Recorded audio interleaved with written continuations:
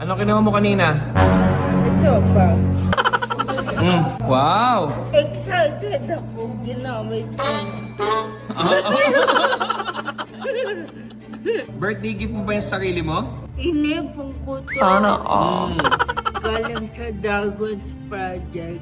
Oh. Sana all. Ito, hindi ito bigay. Tsaka hindi ko din binudol si Dad. Kaya meron po siyang nagalo sa akin. Hindi counted me. Hindi counted sa regalo ni tatay. Di pa, akin to eh. Kinuha pa na ito sa malayo. Thank you kay Daddy ng dad kanina. Siyempre, basta sa'yo. Tsaka thank you Dagat Project. Thank you kay Cedric. Thank you kay Daddy at sa buong team. Sana all. At tsaka si Gian daw. Bakit papasalamat ka dyan? More than